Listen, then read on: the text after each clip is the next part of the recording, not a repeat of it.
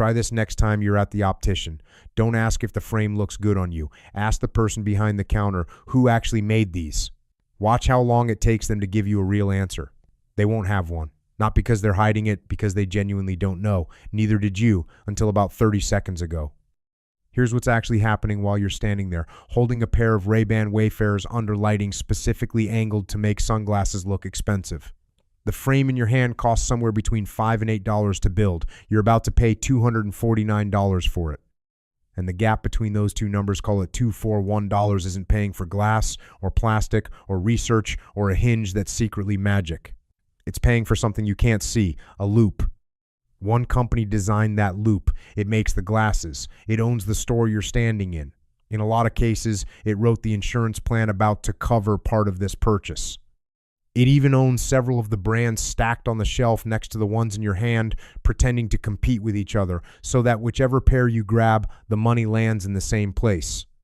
That loop has been running almost entirely undisturbed for over 60 years, while 4.4 billion people on Earth who need corrective lenses walked in and paid whatever number it put in front of them. The company is EssilorLuxottica. It was built by an orphan from Milan who started with nothing but a workbench.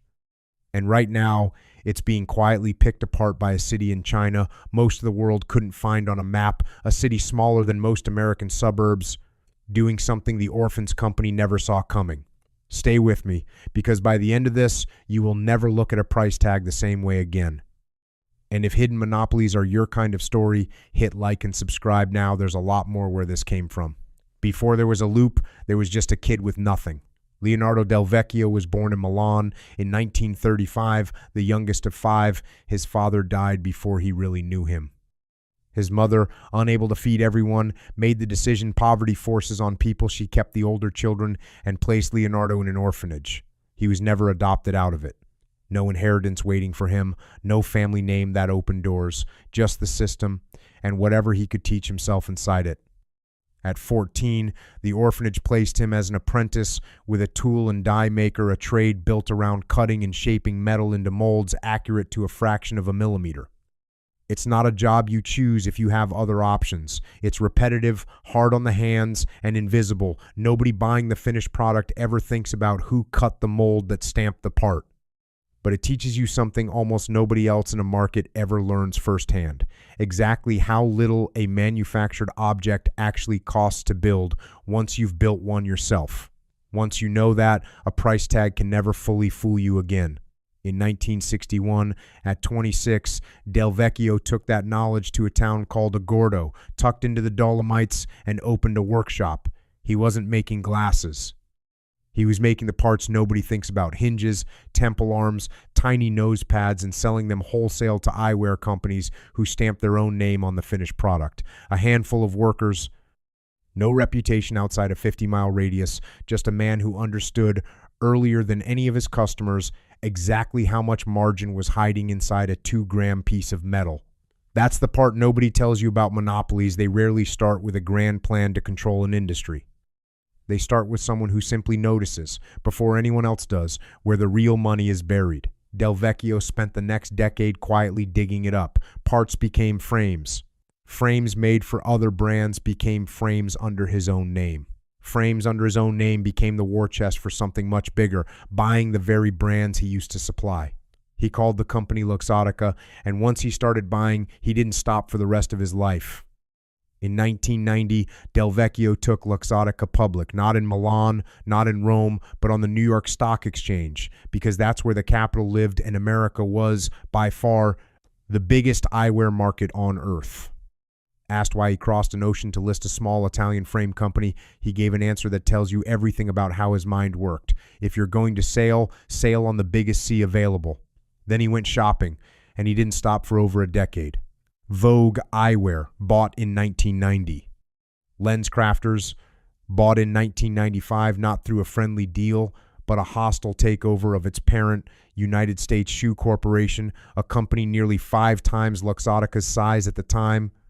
Read that again. A mid-sized Italian parts manufacturer swallowed an American retail giant 5 times its own weight, purely to get its hands on shelf space. Sunglass Hut, Bought in 2001 over 3,000 storefronts in a single move. And in 1999, the crown jewel Ray-Ban purchased for $640 million. Analysts said he'd wildly overpaid for a brand best known for $30 sunglasses sold at gas stations. They weren't wrong about the price. They were wrong about why he was paying it.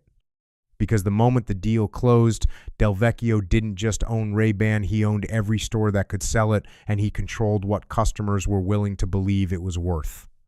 He pulled wayfarers out of gas stations and drugstores. He put them behind glass under the exact warm lighting you were just standing under inside Sunglass Hut and LensCrafters stores he now owned outright.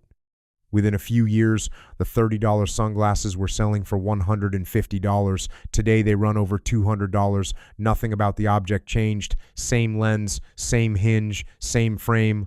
The only thing that moved was who controlled the room you bought it in. By the early 2000s, Luxottica didn't just make eyewear, it decided what eyewear was worth. Only one brand hadn't gotten the message. What happened to it is the closest thing this story has to a warning shot. Oakley, in the early 2000s, didn't need anyone's permission.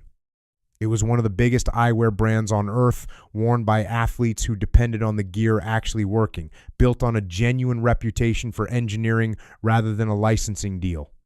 Critically, Oakley was independent, not a Luxottica brand, and it was doing enormous business inside Sunglass Hut, a chain Luxottica owned outright. Then Oakley and Luxottica hit a dispute over pricing. Nobody outside the boardroom knows exactly how it started. Everyone knows how it ended. Luxottica pulled every Oakley product off Sunglass Hut shelves overnight across thousands of stores. Oakley, a company that hadn't made a worse product, hadn't lost a single loyal customer, hadn't done anything wrong by any normal definition, watched its stock price fall by roughly half in the time it took the news to spread. Not because the sunglasses got worse, because one company controlled the shelf and pulled it out from under them on purpose. Then, in 2007, with Oakley's stock still sitting where the shelf pull had left it, Luxottica bought the company for $2.1 billion, a price that only made sense because Luxottica itself had engineered the discount. Jim Gennard, who'd built Oakley from a garage in 1975 selling grips for motorcycle handlebars, watched his life's work get folded into the exact machine he'd spent 3 decades competing against. Within weeks, Oakley was back on Sunglass Hut's shelves. Prices climbed. Business resumed like nothing had happened, except now Luxottica owned both sides of every sale. This wasn't just an acquisition. It was a message broadcast to every remaining independent brand in the industry: fight us on price, and we will cut off your air supply, watch you fall, and buy the wreckage at a discount we set ourselves. Nobody tested that message again, not once. With no one left willing to compete on price, Del Vecchio stopped thinking about brands and started thinking about the entire visit to the eye doctor, the exam, the insurance, the lens, all of it at once. Luxottica's next move required almost no invention at all. Every major fashion house wanted its name stamped on eyewear without doing any of the actual work. No factories, no supply chains, no distribution headaches. Luxottica offered exactly that. Prada, Chanel, Versace, Armani, Burberry, Dolce & Gabbana, Ralph Lauren, Tiffany, Michael Kors, Coach, Valentino, Tory Burch. Year after year, the list grew, and the arrangement never changed. The fashion house licensed its name. Luxottica designed and manufactured and distributed and sold the frames through its own stores. And the fashion house cashed a royalty check without lifting a finger. You paid $350 for a frame built on the same line by the same hands as an $80 pair sitting 2 shelves down. The only difference between them was which name got engraved into the arm. Then, in 2018, Luxottica merged with Essilor, the largest lens manufacturer on the planet, and the loop closed completely. The new company, Essilor Luxottica, now controlled the frames and the lenses, the factories and the stores, the brands and the coating technology on every lens sold anywhere near you. And it held one more piece. Almost nobody connects to any of this. iMed Vision Care, the second largest vision insurance provider in the United States, covering roughly 43 million people. Sit with what that actually means. Your eye doctor tells you insurance covers frames up to $150 at participating retailers. The company that wrote that benefit, the store about to redeem it, and the factory that built the frame in your hand can, quite literally, be the same company wearing 3 different hats. At no point in that visit are you inside anything resembling a competitive market. Every step was designed years in advance by one entity that profits no matter which door you walk through. Apply that structure to any other industry and see how fast it sounds insane. Imagine Ford owned every car dealership in America, built every car on every lot, ran the country's second biggest auto insurer, and set prices with 0 competing manufacturers left standing nearby.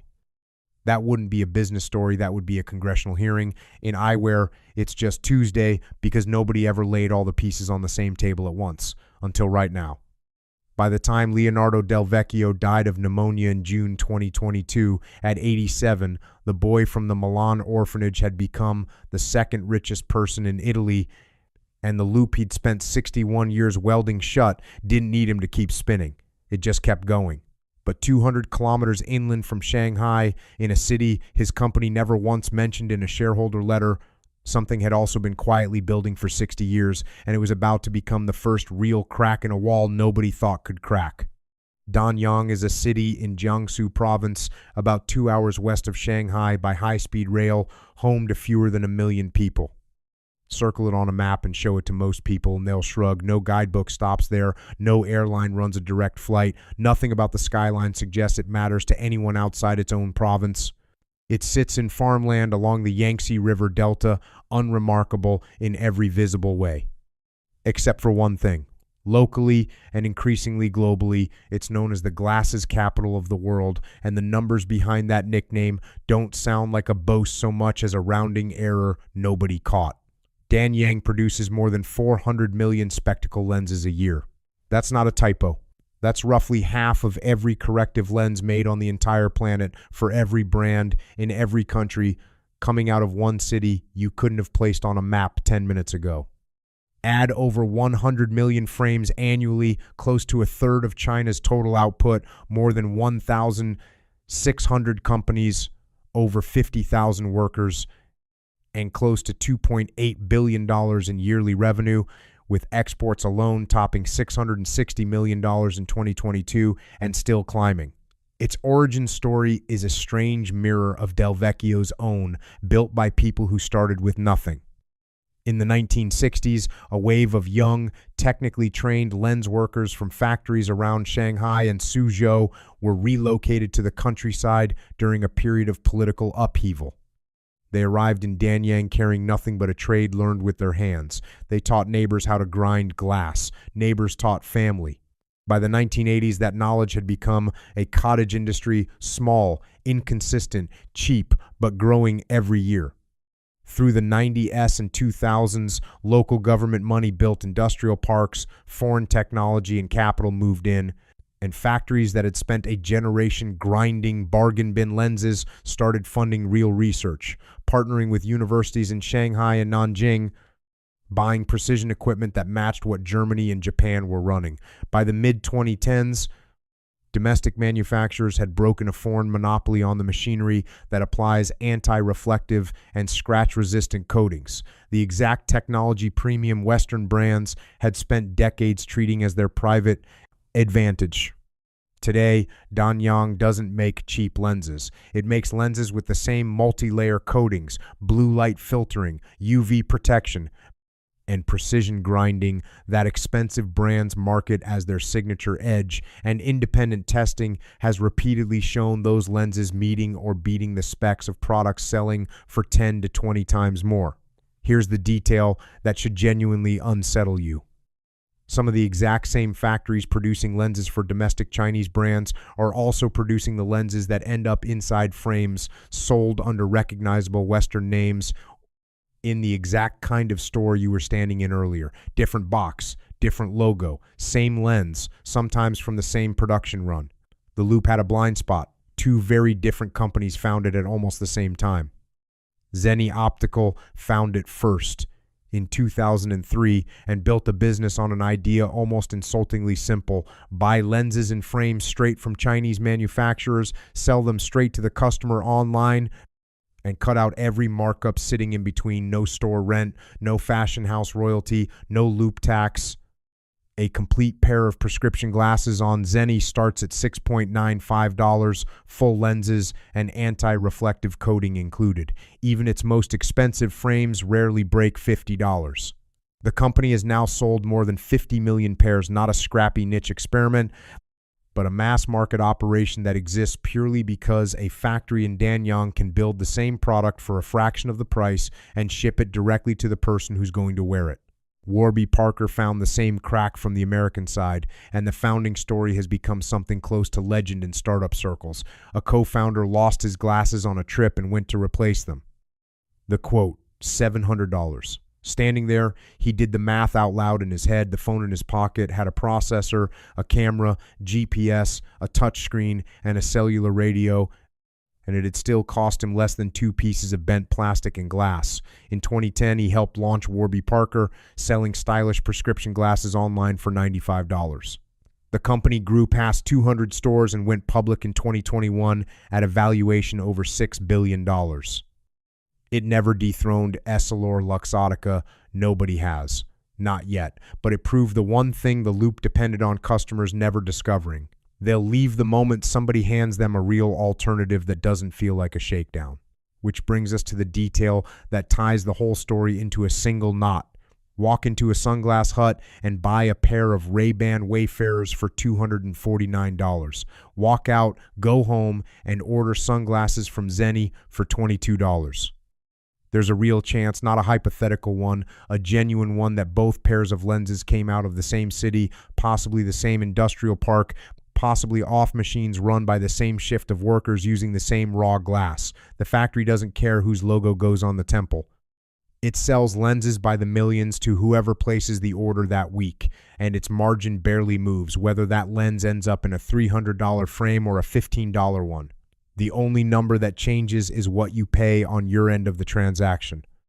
Same lens, different price. That's the whole story compressed into 4 words. And it's widening in a way you can actually measure. Online eyewear sales have grown at double-digit rates worldwide for 5 straight years. In the U.S., the share of prescription glasses bought online climbed from under 3% in 2015 to more than 15% in 2025, highest among younger buyers who never absorbed the belief that glasses have to cost what a used bicycle costs. Every point that shifts online is a point that skips the loop entirely. Every pair sold for $20 instead of $250 is one more piece of the wall coming loose. To be clear, EssilorLuxottica isn't going anywhere tomorrow. It reported more than 28 billion euros in revenue in 2024 and remains, by a wide margin, the most dominant company eyewear has ever seen. But the shape of this story should feel familiar, because it's the shape every cornered monopoly takes right before it stops being invincible. The music industry called piracy a phase, taxi companies called Uber a gimmick, bookstores called Amazon a novelty for people who liked gadgets. Every incumbent tells itself the disruption will stay safely in the margins forever. It never does. 4.4 billion people on Earth need corrective lenses, more than half of everyone alive. For 60 years, a huge share of them paid whatever price a single closed loop decided to charge. A company that made the product, sold the product, insured the product, and never once had to answer to a real competitor standing in the room. The orphan from Milan built that loop so completely that most of the people living inside it never noticed the walls. And now a city most of the world had never heard of is making the same product at the same quality for a fraction of the price, and shipping it straight to people, finally asking the one question the loop was never built to survive: why does this cost what it costs? Once you've heard the answer, you cannot unhear it. It costs what it costs because one company decided it should, and for 6 decades nobody had the visibility, the leverage, or the manufacturing floor to say otherwise. Now, for the first time, all 3 exist at once. That's not a footnote to this story. That's the reason it's happening now and not 30 years ago. So, back to where we started: the warm lighting, the glass shelves, The Ray-Ban Wayfarers, still sitting in your hand, $249. The person behind the counter tells you they're a classic, timeless, worth the investment. You already know what they cost to build. You know one company likely owns the brand, the store, the lens, and quite possibly the insurance card in your wallet. You know a boy who grew up in a Milan orphanage built the most complete monopoly in modern consumer goods so quietly that almost nobody noticed it happening in real time. And you know a city you couldn't have named 15 minutes ago makes half the lenses on the planet and will sell you a comparable pair for about what you'd spend on a coffee and a pastry. Put them back down or buy them anyway because you like how they look and you can afford it. Either answer is fine. What's not fine is walking out of that store still standing inside the loop without knowing it's there. If this changed how you'll look at the next price tag you see, hit like, subscribe, and turn on notifications so you don't miss the next one of these.